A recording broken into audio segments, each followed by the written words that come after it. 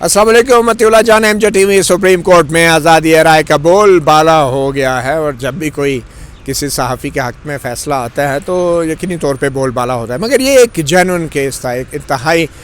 منفرد نوعیت کا کیس۔ ایک میڈیا گروپ جو پاکستان کے بڑے میڈیا گروپوں میں جن کا شمار ہوتا ہے جنگ گروپ، اس کے مالک میر شکیل الرحمان پچھلے تقریباً 8 مہینے سے قید میں تھے، نیب کی حراست میں تھے، نیشنل اکاؤنٹیبلٹی بیورو کی حراست میں تھے، کرپشن کے الزامات تھے، اور ان 8 مہینوں کے دوران نیب نے ان کو اپنی حراست میں جو رکھا، ان کے خلاف ایک ایسا کیس بنایا جس کی تفصیلات آج پہلی بار جب سپریم کورٹ کے سامنے کھلی تو نیب کے وکیل بھی مجبور ہو گئے کہ وہ میر شکیل الرحمان کی ضمانت کی درخواست کی مخالفت نہ کریں، دستبردار ہو گئے ضمانت کی درخواست کی مخالفت سے، جس کے بعد عدالت نے بھی بجائے اس کے کہ ضمانت کی درخواست میں دیے گئے حقائق کو بنیاد بنا کے وہ قانون اور آئین کے حوالے سے ضمانت پر میر شکیل الرحمان کو رہا کرتی، آج سپریم کورٹ کے 3 معزز ججوں کے بینچ نے نیب کے وکیل کی طرف سے ضمانت کی درخواست کی مخالفت نہ کرنے کے بیان کی بنیاد پہ میر شکیل الرحمان کو 8 مہینے کے بعد ضمانت پر رہا کرنے کا حکم جاری کیا۔ ابھی تحریری حکم نامہ بھی آنا ہے، اس کی تفصیلات بھی آنی ہیں، مگر کورٹ روم کے اندر جو چیز سامنے آئی وہ یہی تھی کہ میر شکیل الرحمان کو ضمانت کے اوپر رہا کیا جاتا ہے۔ بہت بڑی خبر تھی، خوشی کی خبر تھی، اور کورٹ روم کے اندر جنگ گروپ کے، جیو ٹیلی ویژن کے بڑے بڑے چہرے، بڑے بڑے نام، اینکر پرسن حضرات، تجزیہ کار حضرات بھی موجود تھے، جن میں حامد میر، سلیم صافی، شہزاد اقبال اور شاہزیب خانزادہ، بڑے دور سے بہت سے بڑے نام تشریف لائے تھے اس آج کی کارروائی کو دیکھنے کے لیے، لائن میں بیٹھے تھے کمرہ عدالت میں، اور معزز عدالت کی طرف سے ایک بڑی دلچسپ بات بھی کی گئی، خاص کر تنخواہ دار تجزیہ کاروں کے حوالے سے۔ اس کے اوپر ہم تھوڑا آگے چل کے آتے ہیں۔ مختصر یہ بتا دیں کہ میر شکیل الرحمان کی طرف سے ایڈوکیٹ امجد پرویز پیش ہوئے، خواجہ حارث نہیں آ سکے، یہ معلوم ہوا کہ شاید وہ علیل ہیں، کووڈ کا حوالہ بھی دیا گیا، اور مگر ایڈوکیٹ امجد پرویز نے زبردست دلائل دیے، اور جو حقائق انہوں نے سامنے رکھے پہلے آپ کو وہ بتاتے ہیں کہ الزامات کیا تھے میر شکیل الرحمان کے اوپر، اور پھر اس کے بعد ہم بتاتے ہیں کہ عدالت کے سوالات کیا تھے، اور پھر نیب کا موقف کیا تھا، اور پھر عدالت کا فیصلہ کیا تھا۔ الزامات کا جہاں تک تعلق ہے، 180 کنال کی زمین تھی، 1982 میں یہ زمین جو ہے ایک مختار نامے کے ذریعے جنگ گروپ کے حوالے کی گئی، اور جب ان کے والد فوت ہو گئے جو اصل مالک تھے تو ان کے جو آگے اولاد تھی، انہوں نے یہ معاملہ جو ہے جنگ گروپ کے مختار نامے کے ذریعے ان کو حوالے کیا۔ میر شکیل الرحمان اس چیز کو جنگ گروپ جو ہے وہ لے کر آگے بڑھے، اور پھر انہوں نے جو زمین تھی وہ لاہور ڈیولپمنٹ اتھارٹی کی ایک ہاؤسنگ سوسائٹی تھی جوہر ٹاؤن کے نام سے، اس کو ڈیولپ کرنا تھا، اور اس جوہر ٹاؤن کے اس سوسائٹی کو جو زمین دی گئی اس کے عوض جو ہے ان کو تقریباً 54 پلاٹ ملے ایک کنال کے، اور نیب کا یہ الزام تھا کہ جو ان کو ایگزمپشنز دی گئی، جو ان کو رعایتیں دی گئی، وہ سیاسی اثر رسوخ کی بنیاد پہ دی گئی، اور اسی وجہ سے اس وقت کے چیف منسٹر پنجاب نواز شریف بھی ملزموں کی فہرست میں شامل ہیں، مگر ایل ڈی اے کے ڈائریکٹر جنرل بھی شامل تھے، اور ایل ڈی اے کے ڈائریکٹر پلاننگ بھی شامل تھے، جن میں ایک صاحب جو تھے وہ سپریم کورٹ کے ایک معزز جج کے قریبی رشتہ دار بھی تھے، جس کے باعث سے انہوں نے ایک سماعت میں معذرت کی تھی یہ کیس سننے سے بھی۔ تو الزام یہ تھا کہ یہ جو 4 کنال کی تقریباً اضافی زمین تھی، اس کی 1986 میں جو قیمت ادا کی گئی وہ مارکیٹ ریٹ پہ ادا نہیں کی گئی۔ میر شکیل کا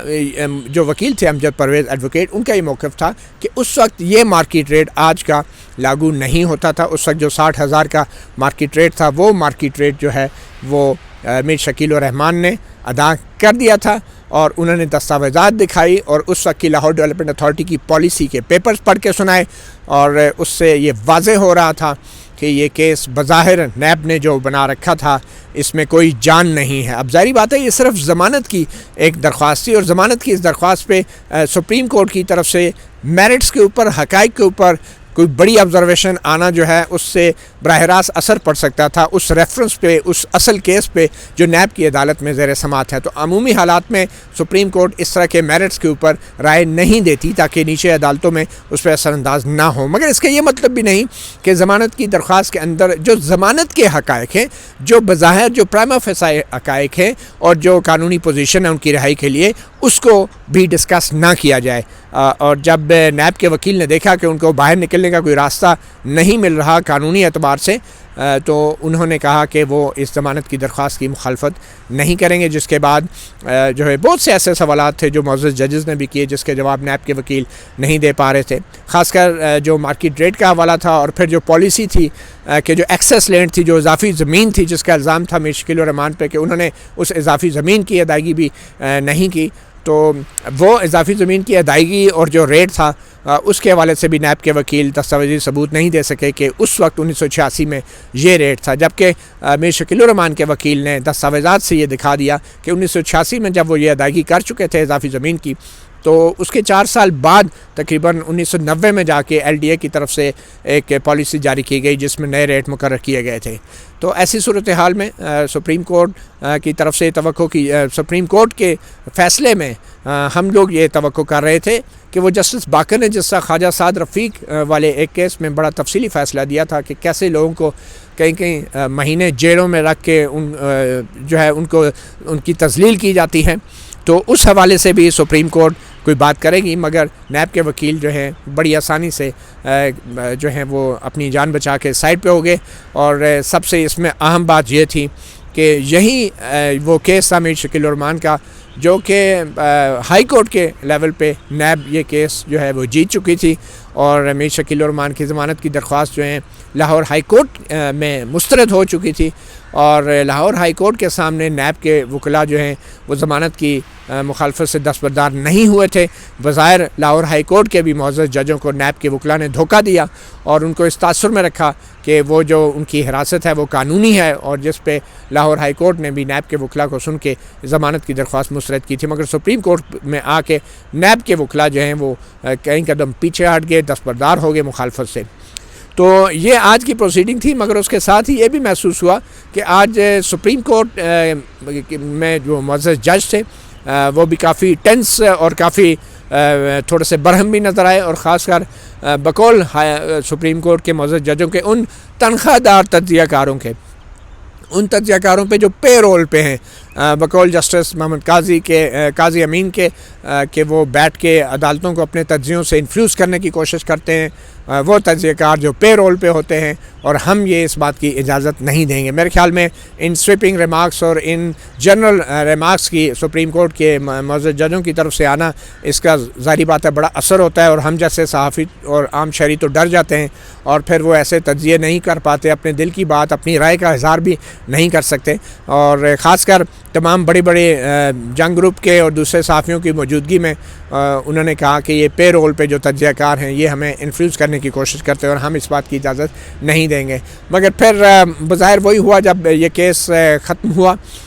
تو ایک بڑی خوشی کی بات تھی کہ 8 مہینے بعد ایک میڈیا گروپ کے مالک جو ضمانت پہ رہا ہو رہے ہیں، مگر جنگ گروپ کے جتنے بھی یہاں پہ سینئر صحافی حضرات آئے ہوئے تھے، بشمول حامد میر شہزاد اقبال، شاہزیب خان زادہ اور جو دوسرے سلیم صافی جو تھے، ان میں سے کوئی بھی میڈیا سے بات کرنے کو تیار نہیں تھا، بلکہ وہ خوشی کا اظہار کرنے سے بھی کترا رہے تھے۔ تو یہ اثر پڑتا ہے جب سپریم کورٹ کے معزز ججز کی طرف سے سخت قسم کے ایسے ریمارکس آتے ہیں، اور کسی فیصلے کے اندر کسی مخصوص ایویڈنس کی بنیاد پہ، کسی ججمنٹ میں کسی مخصوص جرنلسٹ کو یا تجزیہ کار کو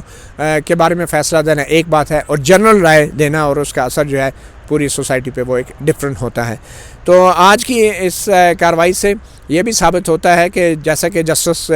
مقبول باقر نے اپنے خواجہ سعد رفیق کے فیصلے میں کہا تھا کہ نیب کو ایک سیاسی انجینئرنگ کے ٹول کے طور پہ استعمال کیا گیا ہے، اور لوگوں کو بلیک میل پریشرائز کیا جاتا ہے، ان کو گرفتار کیا جاتا ہے، جیلوں میں رکھا جاتا ہے۔ تو یہ چیز سامنے آ گئی ہے کہ 7 مہینے سے، چاہے وہ میر شکیل تھا یا کوئی بھی، وہ بندہ 7 مہینے سے زیادہ جیل میں رہا، اور 7 مہینے کے بعد نیب کے وکیل سپریم کورٹ کے لیول پہ آ کے کہتے ہیں ہم اس کی مخالفت نہیں کرتے۔ تو اگر مخالفت نہیں کرتے تو وہ شخص 8 مہینے جیل کس جرم میں رہا؟ اور سپریم کورٹ میں آ کے آپ نے یہ موقف کیوں لیا کہ کہ ہم مخالفت نہیں کرتے اس لیے کہ آپ جسٹس آفریدی کے یا آفریدی کے جسٹس قاضی امین کے جسٹس مشیر عالم کے سوالوں کے جواب نہیں دے سکے. اور پھر سوال یہ ہے کہ کیا جو سوال سپریم کورٹ کے معزز ججز نے اٹھائے نیب کے وکیل کے لیے، کیا وہ ہائی کورٹ کے معزز ججوں کا فرض نہیں بنتا تھا کہ وہ یہ سوال اٹھاتے اور وہاں پہ جو ہے ضمانت ان کو دے دی جاتی؟ تو یہ وہ ایک نظام ہے جس کی وجہ سے عام شہریوں کی، لوگوں کی نہ صرف تذلیل ہو رہی ہے بلکہ ان کی آزادی رائے کے اوپر بھی دباؤ بڑھتا جا رہا ہے. اگر عدلیہ کی آزادی اہم ہے تو پھر میڈیا کی آزادی بھی اتنی اہم ہے. اور یہ بات ثابت ہے کہ میڈیا کے کسی گروپ کے سربراہ کو گرفتار کر کے آپ صرف ایک ہی پیغام دیتے ہیں، وہ بھی اسے 8 مہینے جیل میں رکھنے کے بعد، کہ اپنی زبان بند رکھیں اور اپنے تجزیے اپنے پاس رکھیں. کیوں؟ کیونکہ آپ ایک تنخواہ دار تجزیہ کار ہیں، اور تنخواہ دار تو ہم سب ہیں، مگر اپنی تنخواہوں کو ہم کتنا جسٹیفائی کر پاتے ہیں، یہ وہ سوال ہے جس کا جواب صرف عوام خود ان اداروں کے فیصلوں اور ان اداروں کے رویے کی بنیاد پر ہی دے سکتے ہیں. مطیع اللہ جان، MJ TV سے اتنا ہی، اجازت دیجیے. اللہ حافظ.